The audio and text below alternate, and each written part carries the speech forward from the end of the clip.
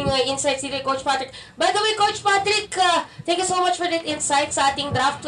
Kung may gusto kang i-shout out, bago tayo mag-continue sa ating laro, shoutout nga pala sa 30K viewers natin ng Facebook. Yan. Ikaw, Coach. Sa patuloy na sumusuporta sa namin, sa Ken, and sa mga gusto mong simula dyan, tuloy nyo lang.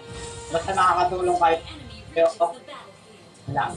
Okay, sige. Thank you, Coach Patrick. Makakasama ulit natin siya after this game. Number 1. So, eto na tayo mga kaibigan. NXP Solid versus Execration. Napakainit umpisa ng ating gabi. Siyempre, umpisa ng araw yung 4 p.m. Umpisa na to ng gabi. Diba? So, red side na rin Execration. Zapnu ang gagamit dito ng Lapu-Lapu. We have Pakbet para sa 4 sa kanyang Silvana. We have Pakbet with a dot sa kanyang Jawhead. Zapnu with a 4 plus a dot on that Harriet, and Pakbet with a 4-3 sa kanyang Benedetta. Habang sa side naman ng NXP Solid, mainit kagad sa top lane, parehas kalahati kagad yung buhay. Ito, H2O using the link, Renny J with a Cho, Yawi, gagamit nga rito ng Akai. Pero dito naman tayo sa mid lane, sa straight ng Montun. Tignan natin kung meron ma-effective yun lang. First Blood will be claimed by NXP Solid as early as 1 minute. Mainit. Exhort with the Chang'e at si James using the X-Borg. Oo, mainit agad yung naging doon na first CD ng NXP Solid ko na yung gustong gawin ng Execration. Imbis na hayaan nila na makapag-agree dun sa kanilang buff, why not tayo na agad yung magpakita ng katikasan dito sa ating laro. So dahil dyan, First Blood, mga kaibigan, nakuha ng NXP Solid. Again, sa mga bago nating sa stream natin, we do have a giveaway para sa inyo after this series. So pag may supporter badge po kayo, automatic, instead of 1,000 diamonds, 1,500 diamonds. Same on YouTube. Ayan na. Ayan na. Meron tayong rotation dito sa may top lane. Pero alam naman natin na meron pang Peraga Armoring X-Borg. Pero ito na nga, 2 rotation coming in here in the top lane. Pero yung harit natin dito, meron naman siyang Zaman Force. Pero H2 mo, naaamoy niya nga kung nasaan yung Benedetta. Instantly jumps in, sabay nag-disengage using the Tempest of Blades. Nice reaction coming from H2O. Mainit dito yung umpisa ni parang H2O natin. Napakulod, kumbaga yung tubig. Ang bilis ng kamay. Nakita pa niya doon yung tumitipi na player coming in from Execution. Pero Silvana is down. Silvana is down. Di na siya umabot sa Cyclone Eye. Talagang in terms of momentum, hawak ng NXP Solid. As early as 2 minutes, nakapatay kagad sila ng 3 plus a turtle objective going to their side. So, saktong-sakto, Daddy, yung pagkakapatid ni Silvana doon. Kasi Silvana supposedly yung magbibigay ng vision sa Execration kung gaano nakababa yung buhay ng turtle, pero siya yung una napatay. So, diretso for NXP Solid to take that turtle. So, makikita naman natin 2 minutes pa lang yung ating laro. Almost 3 minutes. Pero, lumalaki yung kalamangan ng NXP Solid. For Execution, ayun na. Speaking of ikot, yan nga lang, pinaulanan nga rito ng Magic Sarap. Sabi nga ni Jack, asin na nga lang daw yun. Pero that's another score for NXP Solid. So, scoreboard natin, mga kaibigan, Parang, speaking of Akai, Oo, speaking of Akai, sabi natin, kung dati Kufra kilala si paring Yawi natin, this time marang kilala siya on using the Akai. At very evident naman, 101, kalahati dito ng 14 kills nila. And look at that. Actually, nandun agad siya, nagbibigay ng information for NXP Solid na nandito na yung orange buff nitong si Zapno na may harit na hawak. Grabe, nilaruan nila, grabe ni Lish. Tapos yung pinig up, habang din sa may gitna, meron tayong bakbakan. Pero Renny J, makakaligtas coming from doon sa initiation of Execration. Buti na lang, Pero siya... pero ito lang bakbakan sa middle lane. Sa middle lane, meron pa tayong bakbakan. Another Hurricane Dance. Pero naka-flicker nga si Lapu-Lapu. Pero pinalalim pa. 5 to none. Pinalalim pa yung pagkakaipit doon, ladies and gents. Kasi nakakuha pa siya ng turret damage doon. So mas hindi na kinaya i-sustain ni parang Zapno or this Lapu-Lapu of Team Execration. Tapos hindi na siya pwede mag-dive in for another paglalapag ng skills. Press Exhort, guys. Ay mamatay sa kamay dito ni Harit. Napalalim siya doon. Oo, nagkamali ng pagkapunta doon. Pero nakakatakot dito for Execration, hindi nila mapipigilan kung gantong very fluid or maganda ang rotation ng NXP Solid.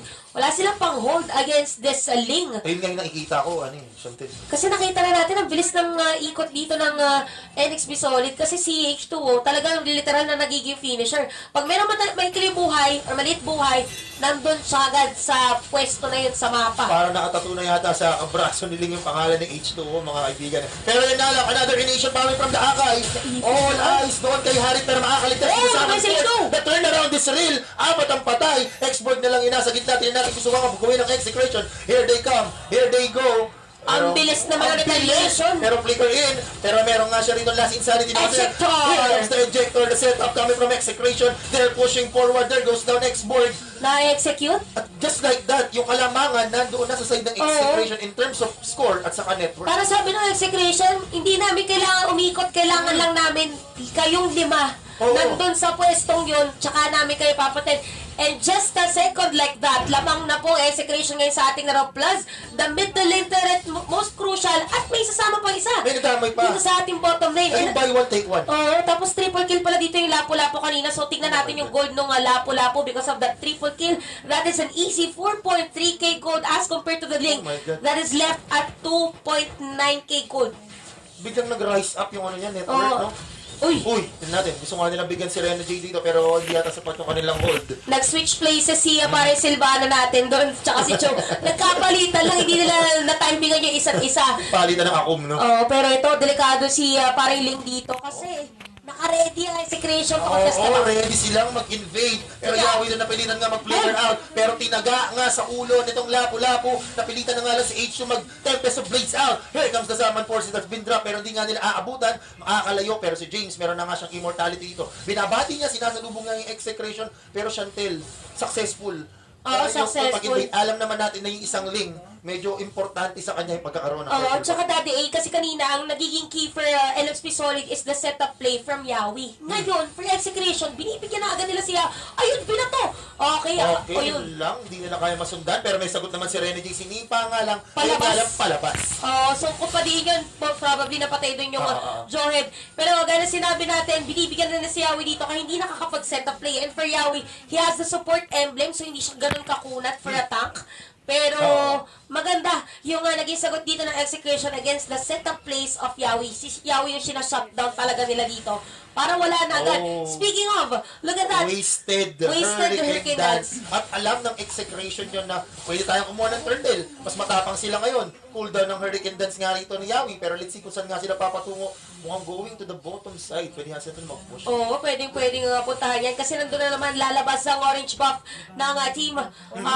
Hindi pa pala na. Nakakuha lang. Oo.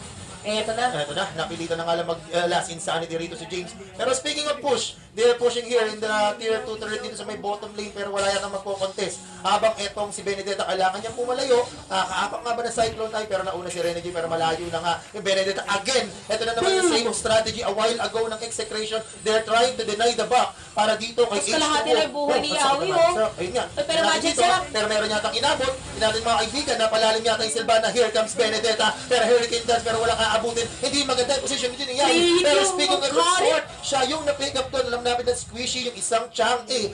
Pero Chantel, again, yung back.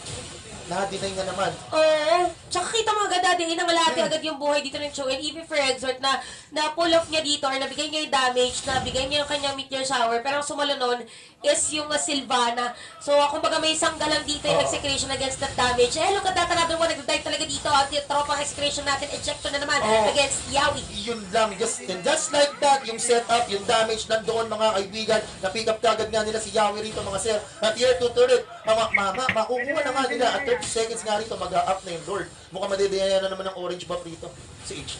Oo. So, tingnan natin, ladies and gents, ang item dito or ang sitwasyon ng mga items natin. For Ling, 4.9k, hindi pa upgrade ng kanyang boots, okay lang. Road to Demon Hunter Sword, maybe. So, napilitan siya mag-lifesteal para may sustain agad for the Lapu-Lapu. 7.2k mga kaibigan, Road to BOD, 3 core items after that BOD build. And for the Harit, ang ganda kasi nung pasok para sa kanya lagi nung Sylvan and even the Joy. Talagang hindi siya hindi siya mahuhuli. Oo, yung turnaround dun kasi di ba yung unang yung Akay, yung sa turtle talaga nag-turnaround yun. Doon ko talaga nakita. Kasi nakapaglapag pa siya ng Summon Force, nakapag-chrono dash pa ng ganun. Tapos eto na, yung mga sequence of events. Pero ito na naman, same play na naman yung gagawin rito ng execration. Pero NXP, handa sila na i-defend yung Serpent mga sir. Here comes the last insanity burst damage coming in. Naipit si Benedetta. Pero tignan natin yung Benedetta na sa may kanan. Pero execration still pushing forward. Summon Force, grabe yung sayaw na pinapakawalan dito ni Sapno. Pero si Sapno nga ba yung harit? Ayun ang tanong. Dalawa sila sa to Daddy. Pero for execution, kahit parehas na dalawa yung I mean, tig-isa yung napatay, Oo. and Sword and the Pakbet for execution or join for execution. Tinuloy pa rin nila for the Lord. Kasi walang burst damager dito ang NXP Solid. So look at that. Supposedly, magko-contest si Renny J and even Yawi. Papasok sila dun sa may Lord Pit, pero sobrang bliss lang for this team. Execution 70 ang ating score ngayon. And H2O, gumawa ng paraan para makapag-secure siya ng buff sa kanyang link. Pero nandito na execution, okay? Okay, may mabilis naman ang kamay rito ng H2 with a Peach Poise nga. Diretso kagad sa orange buff, kukuha nga agad siya dito. Habang ang magbibigay ng vision dito para sa execution is Pakbet using the Jawhead. Pero Lord is marching here in the mid lane. Pwede ba tayo mag-item check ng saglit ng direct? Para makita lang natin. Kung meron ba nadagdag na item Ayun ang check? sakit ng ano, sakit na ng Harit, Daddy. Feather Heaven, Calamity Oo. Reaper, tsaka Concentrated Energy. Energy. Ayun pa, natalian. Okay. Wala ng Tempest of Blade Stage 2. Alam ng execution. Tas merong Lord dito na execution. Ayun, Pwede sila ang mag-dive in if ever. Papayatin na natin dito ha. Wala nang Piraga armor rito si James pero he's holding on to that immortality. Yun lang, nagpa-flicker out nga siya. Papunta dun sa base pero Slord is still up. Yung inhibitor turret dun sa may mid lane, mababasag surely. Pero ito na nga, yung execution kumakatok sa pintuan ng NXP Solid. Going here in the bottom inhibitor. Ito naman ang kanilang next target rito. Grabe naman yung gameplay na pinapakawala nila dito. Dalawang inhibitor kagad yung nabasag nila. And just like that, here comes Yawi Naibit. with the Hurricane Dance. Pero ang ulat Walang na sustain, nung Daddy. Hurricane, yung Summon Force, nilapag, Exhort will fall, pero H2O naka-pick up pa ng isa. Pero din natin, James, naku po, he rolled out, pero mukhang delikado. Uy, tower lock! Habang Tower lock! labo-labo, Labo-labo! talagang tower lock lang. Eto na nga mga kaibigan. Isa tira na yun. For that game number 1. Congratulations! Execution! Pero kung sa akin lang, walang personalan, trabaho lang. Oo. Sabi niya, bahala kayo dyan. Ako. Papatay ko ng base ng kalaban natin. Pero ito, bago tayo mag-post analysis na tayong dalawa, si Coach Patrick Viray, Viray. titignan natin, or pakikinggan Insight. natin